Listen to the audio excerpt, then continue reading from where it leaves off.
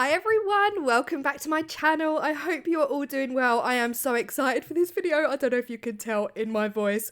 If you've been watching my last few videos, you'll know I'm playing with silk screens, and everything for this video is going to be down below. This is sponsored by Let's Resin, all about Let's Resin, so everything will be in the description box. And you guys have said, Claire, if you want to do silk screens, just do silk screens. We're enjoying it. Check this one out, guys.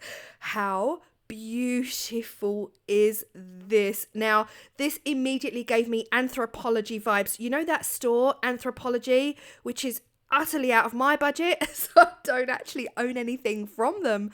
But when I saw this, I immediately thought of chameleon powders. I immediately thought of everything I could possibly use to see if mica powder works well with silkscreen. And I knew I wanted this on a tray, full coverage. So this tray is the rectangular, it's quite deep, chunky tray from Let's Resin. And I'm going to lay my silk screen down across the entire surface. If I turn it over, then we've got gaps. So I was kind of playing around and I thought, that's not really going to cover it. Alternatively, if you really did want to, you could, of course, use some scissors and cut individually out from the silk screen and lay them down individually.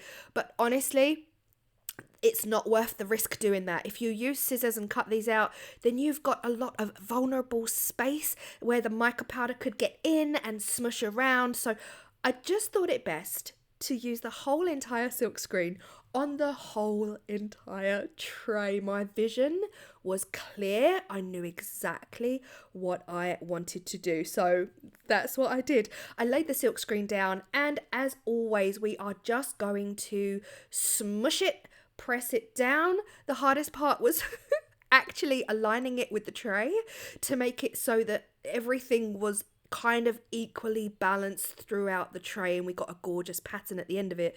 But making sure that every millimeter of that silk screen was fully adhered to the surface of the tray. So again, this is going to be the base of the tray. So when we flip it and we demold and we flip the tray out, we were going to see this print of all of these beetles. Now, oh my gosh, guys, I knew I wanted to do gold and black. I didn't know if I just wanted to do gold or a combination of colours, but the Let's Resin mica powder in gold is what we're going with because I knew this would make it pop. Now, hindsight is a wonderful thing. It's such a wonderful thing.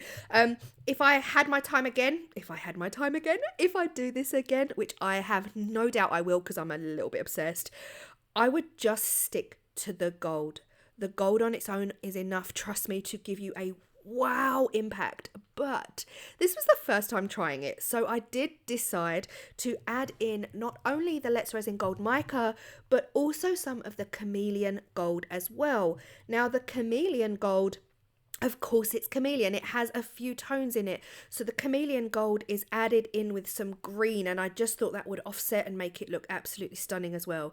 So my plan was lay down a few little blobs of the gold mica and the green gold chameleon and just meld them together using my fluffy brush just to brush them all in, all over that silk screen, everywhere I want them to be. Now, here's the thing with mica powder. Mica powder is quite fly away, and that's not brand related. That is mica powder. It is quite a fly away product. It will cling to surfaces. If it senses silicone, it will fly across your craft room and land on your silicone.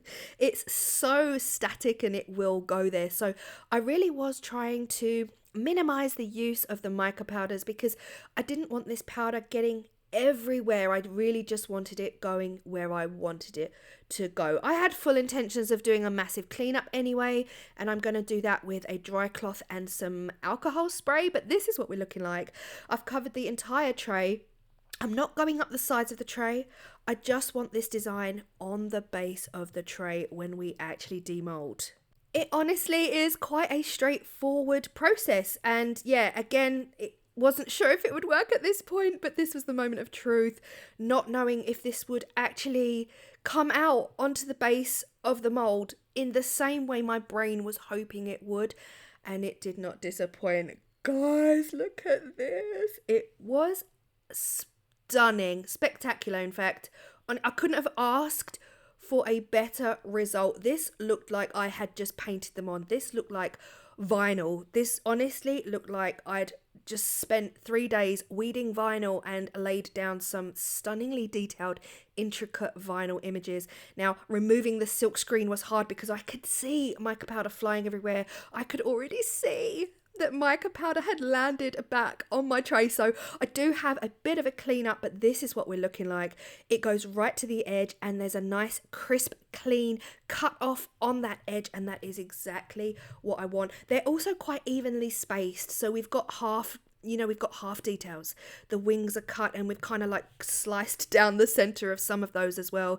So I just feel like that stag beetle right there, I think that's a stag, is pretty much central to the tray. Now, to fill the tray, of course, we have to go with the black and the gold. So I am going to be using the Let's Resin black epoxy resin. Again, everything is going to be linked down below.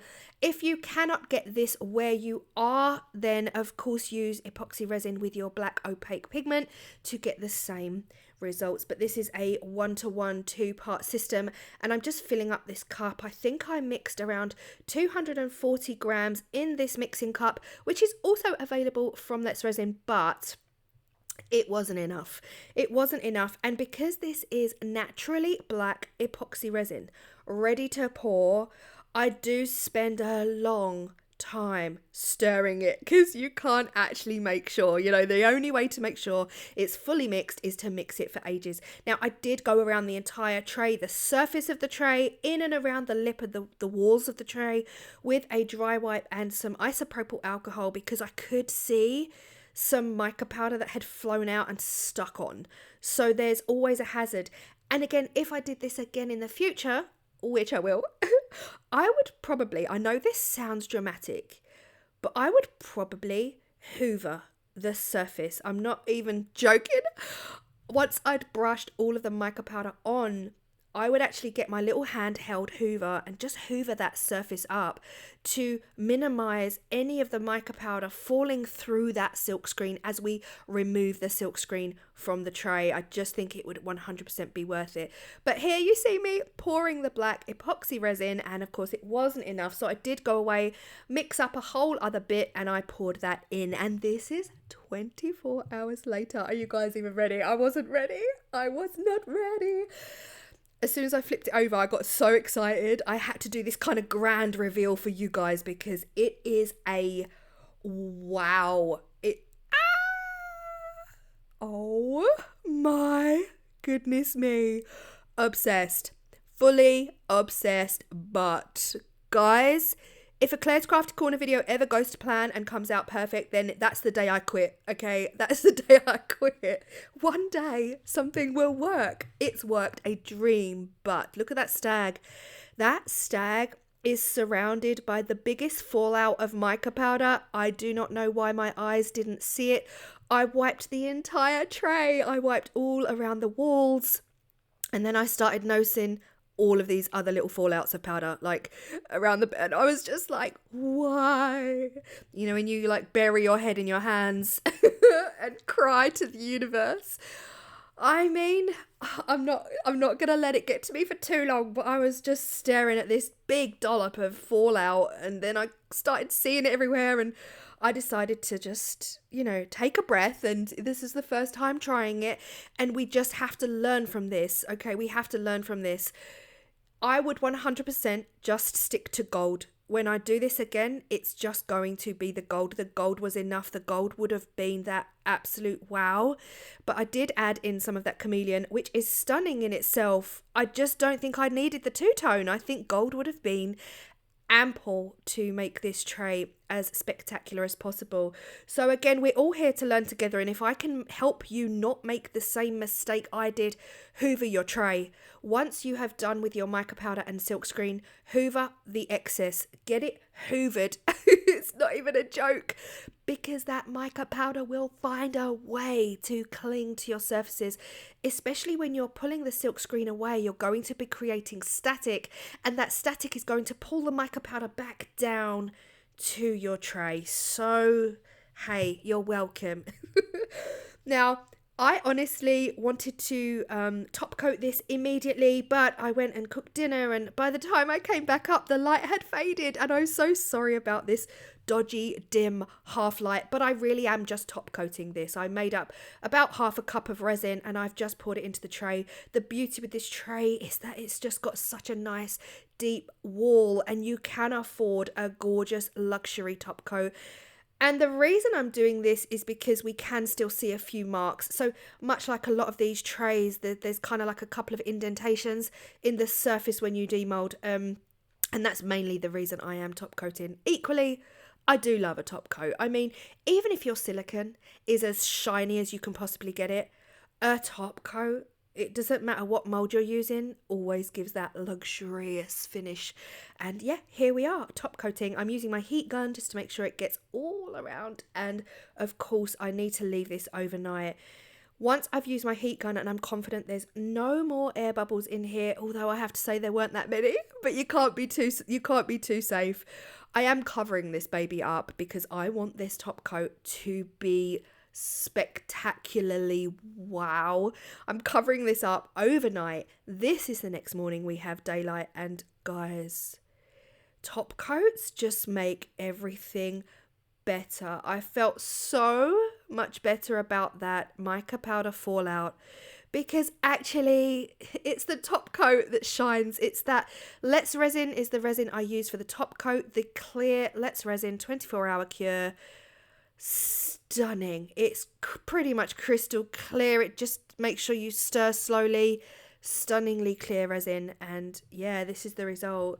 I am fully obsessed with this print on the tray. The tray itself is a really useful, substantially deep walled, handy tray. It's perfect for your cups of tea or your glass of wine out in the garden in the summer. Beautiful. And you can drink wine all year round. That wasn't me just judging you for drinking wine all year round. That was just saying you can drink it outside of summer. Thanks, Claire. We drink wine all year round. Yeah, stunning. I absolutely love it. Like, I have no words. Honestly, just, yeah, let me know what your thoughts are in the comment section down below. Mica powder does work with the silk screens, and it works a dream. The details are stunningly spectacular. Again, I've used those two words about 20 times in this video. Unfortunately, we got the fallout, but if you guys can learn from me, that is what I'm here for. If you do try this technique, hoover it up. Even if you can't see any excess mica floating around, hoover it. Hoover your silk screen before you peel your silk screen back, and hopefully that will all be perfect. But yes, I hope you have loved this one as much as I have. I can't get over the black and gold. And yeah, I hope you feel inspired. If you do this, don't forget #ClaireMadeMeDoIt, and I will see you all in the next video. Now, we are actually away for Easter weekend with family, so there won't be a video on Monday, but I will see you back here on Wednesday next week. Thank you for letting me take a little break, and I appreciate you all. I'll see you then.